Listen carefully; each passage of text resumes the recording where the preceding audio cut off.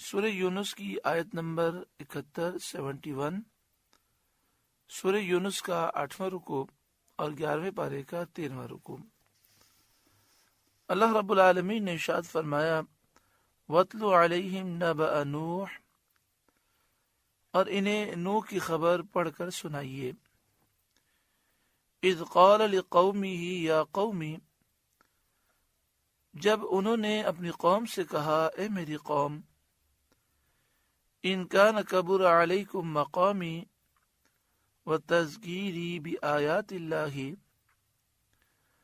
اگر تم پر شاق گزرا ہے میرا کھڑا ہونا اور اللہ کی نشانیاں یاد دلانا، فعلی اللہ توکلت، تو میں نے اللہ ہی پر بھروسہ کیا، فاجمعوا امرکم، تو مل کر کام کرو، وشرکاءکم، ثم لا یکن امرکم علیکم غمہ، اور اپنے جھوٹے معبودوں سمیت اپنا کام پکا کر لو، تمہارے کام میں تم پر کچھ کمی اور کجی نہ رہے، ثم اقضوا الیہ، پھر جو ہو سکے میرا کر لو، ولا تنظرون، اور مجھے مہلت نہ دو۔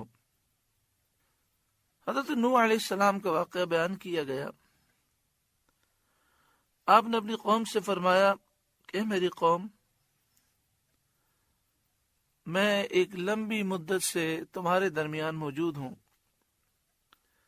حضرت نوح علیہ السلام نے 950 برس اپنی قوم کو تبلیغ فرمائی، تو اتنا طویل عرصہ تمہارے ساتھ رہنے کی وجہ سے یہ بات تم پر شاق گزری ہے اور تم میری جان کے دشمن ہو گئے ہو، اور جو میں تمہیں اللہ کی نشانیاں یاد دلاتا ہوں، اس وجہ سے تم مجھے نکالنے کا اور شہید کرنے کا ارادہ رکھتے ہو، تو میں نے اللہ ہی پر بھروسہ کیا، میں نے اپنا معاملہ اللہ کے سپرد کیا، تو تم مل کر کام کرو، تمہیں میرے خلاف جو منصوبہ بنانا ہے بناؤ، اپنے جھوٹے معبودوں کو بھی ساتھ ملاؤ، اور اچھی طرح میرے خلاف تم منصوبہ بنا لو، ثم اقضوا الیہ، پھر جو ہو سکے میرا کر لو، ولا تنظرون، اور مجھے مہلت نہ دو، مجھے کچھ پرواہ نہیں ہے۔ حضرت نوح علیہ السلام کا یہ فرمانا بطریق تعجیز ہے، یعنی آپ نے انہیں یہ کہا کہ تم میرا کچھ نہیں بگاڑ سکتے، اور انہیں آپ نے عاجز قرار دیا، کیونکہ مجھے اپنے قوی قادر پروردگار پر کامل بھروسہ ہے، تم اور تمہارے بے اختیار جھوٹے خدا مجھے کچھ بھی نقصان نہیں پہنچا سکتے۔ فَإِن تَوَلَّيْتُمْ، پھر اگر تم منہ پھیرو اور میری نصیحت کو تسلیم نہ کرو، فَمَا سَأَلْتُكُم مِّنْ أَجْرٍ، تو میں تم سے کچھ اجرت نہیں مانگتا، یعنی اگر تم میری بات تسلیم نہ کرو گے تو میں تم سے کوئی مزدوری تو مانگتا نہیں ہوں کہ مجھے یہ افسوس ہو کہ میری مزدوری مجھے نہ ملی یا میری تنخواہ میں کوئی کمی آئے گی، مجھے تو اس کی پرواہ ہی نہیں۔ ان اجری الا علی اللہ، میرا اجر تو صرف اللہ پر ہے، میں تو اللہ کی رضا کے لیے تمہیں تبلیغ فرماتا ہوں، وہی مجھے جزا دے گا، میرا آواز و نصیحت خاص اللہ کے لیے ہے، کوئی دنیاوی مقصد نہیں ہے۔ وَأُمِرْتُ أَنْ أَكُونَ مِنَ الْمُسْلِمِينَ، اور مجھے حکم ہے کہ میں مسلمانوں سے ہوں، میں مسلمان ہوں اور مجھے مسلمان رہنے کا حکم ہے۔ فَكَذَّبُوهُ، تو انہوں نے نوح علیہ السلام کو جھٹلا دیا۔ فَنَجَّيْنَاهُ، تو ہم نے نوح علیہ السلام کو نجات دی، وَمَن مَّعَهُ فِي الْفُلْكِ، اور جو ان کے ساتھ کشتی میں تھے ہم نے انہیں نجات دی. وَجَعَلْنَاهُمْ خَلَائِفَ، اور ہم نے انہیں نائب کیا، یعنی ساری دنیا کے کافر ہلاک ہو گئے. اس کے بعد جو کشتی میں سوار تھے وہ دنیا میں ساکن ہوئے اور انہوں نے دنیا سے فائدہ اٹھایا. تو کشتی میں جو سوار مومنین تھے اللہ نے انہیں سب کا نائب بنایا. وَأَغْرَقْنَا الَّذِينَ كَذَّبُوا بِآيَاتِنَا، اور جنہوں نے ہماری آیتیں جھٹلائیں ہم نے ان کو غرق کر دیا، ڈبو دیا. فَانظُرْ كَيْفَ كَانَ عَاقِبَةُ الْمُنذَرِينَ، تو دیکھو ڈرائے ہوئوں کا انجام کیسا ہوا. جنہیں ڈر سنایا گیا اور جنہوں نے تسلیم نہ کیا ان کا کیسا برا حال ہوا. حضرت نوح علیہ السلام کے زمانے میں ایک طوفان آیا. 40 دن تک بارش ہوئی.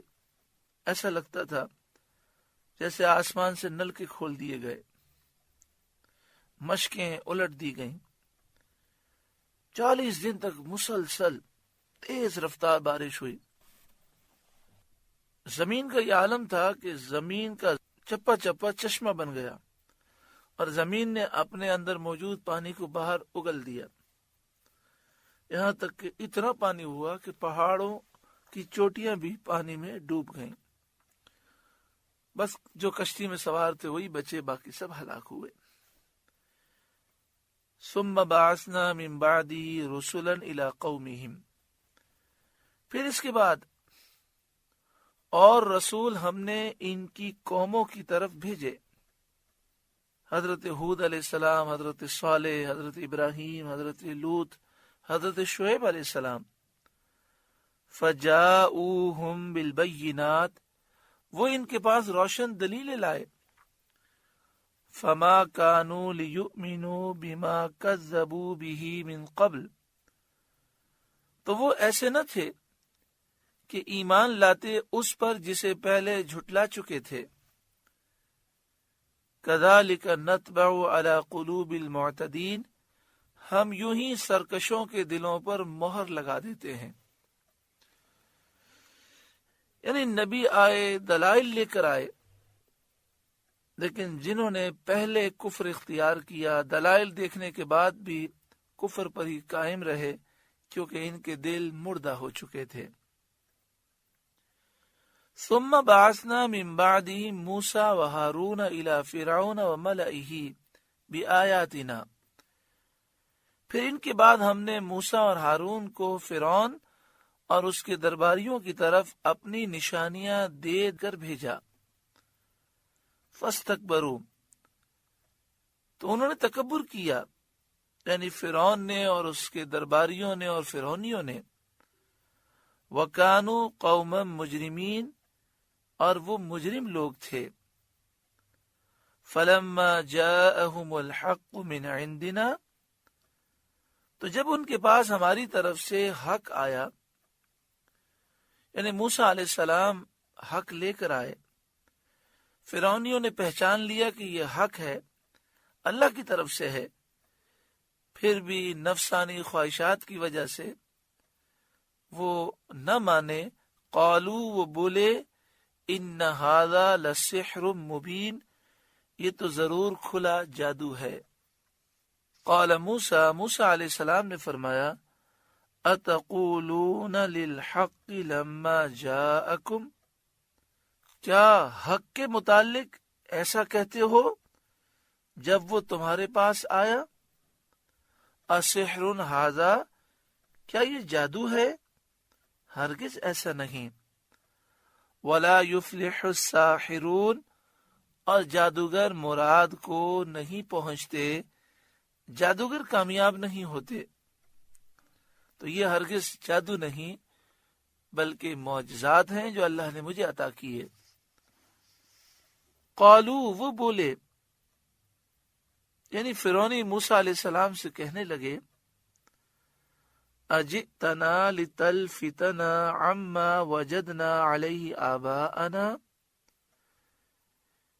کیا تم ہمارے پاس اس لیے آئے ہو کہ ہمیں اس سے پھیر دو جس پر ہم نے اپنے باپ دادا کو پایا، یعنی اس دین سے، اس ملت سے، اور جو ہم بت پرستی کرتے ہیں اور فرعون کو پوچھتے ہیں کیا تم ہمیں اس سے پھیرنا چاہتے ہو؟ باپ دادا جب مومن ہو، نیک صالح ہو، متقی ہوں اور شریعت پر چلنے والے ہوں تو باپ دادا کی پیروی کی جاتی ہے۔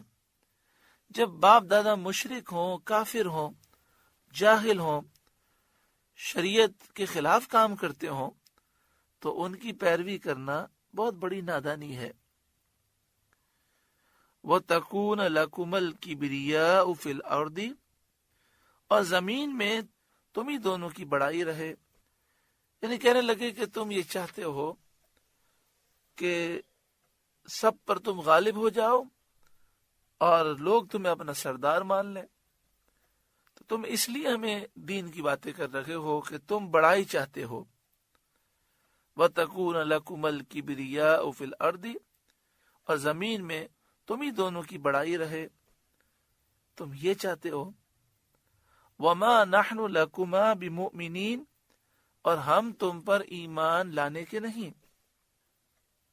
وَقَالَ فِرْعَوْنُ ائْتُونِي بِكُلِّ سَاحِرٍ عَلِيمٍ، اور فرعون بولا ہر جادوگر علم والے کو میرے پاس لے آؤ۔ فرعون جو سرکش اور متکبر تھا، اس نے چاہا کہ حضرت موسیٰ علیہ السلام کے معجزے کا مقابلہ وہ جادو سے کرے، باطل سے کرے، اور دنیا کو اس مغالطے میں ڈالے کہ حضرت موسیٰ علیہ السلام کے معجزات معاذ اللہ جادو کی قسم سے ہیں۔ اس لیے اس نے یہ بات کہی کہ ہر جادوگر علم والے کو میرے پاس لے آؤ، جو پڑھا لکھا ماہر جادوگر ہو اسے لے کر آؤ۔ فَلَمَّا جَاءَ السَّحَرَةُ، پھر جب جادوگر آئے، قَالَ لَهُم مُوسَىٰ أَلْقُوا مَا أَنْتُمْ مُلْقُونَ، ان سے موسیٰ نے فرمایا ڈالو جو تمہیں ڈالنا ہے، یعنی رسے، شاہ تیر کو، لاٹھیوں کو ڈالو، اور جو تمہیں جادو کرنا ہے کرو۔ یہ آپ نے اس لیے فرمایا کہ حق اور باطل ظاہر ہو جائے اور جادو کے کرشمے جو وہ کرنے والے ہیں ان کا فساد واضح ہو جائے، یعنی جب لوگ دیکھ لیں جادو یہ ہے، پھر اس کے بعد وہ معجزہ دیکھیں تو انہیں معلوم ہو کہ جادو اور معجزے میں کیا فرق ہے۔ فَلَمَّا أَلْقَوْا، پھر جب انہوں نے ڈالا، قَالَ مُوسَىٰ مَا جِئْتُمْ بِهِ السِّحْرُ، موسیٰ نے کہا یہ جو تم لائے یہ جادو ہے، یعنی یہ جو تم نے کرتب دکھایا ہے یہ جادو ہے، میں جو لے کر آیا ہوں یہ اللہ تعالی کی نشانیاں ہیں، تم انہیں اپنی بے ایمانی سے جادو بتاتے ہو۔ ان اللہ سیبطل، بے شک اللہ ان قریب اسے باطل کر دے گا۔ ان اللہ لا یصلح عمل المفسدین، بے شک اللہ فساد کرنے والوں کا کام نہیں بناتا، جو مفسدین لوگ ہیں وہ ذلیل و رسوا ہوتے ہیں۔ وَيُحِقُّ اللَّهُ الْحَقَّ بِكَلِمَاتِهِ، اور اللہ اپنی باتوں سے حق کو حق کر دکھاتا ہے۔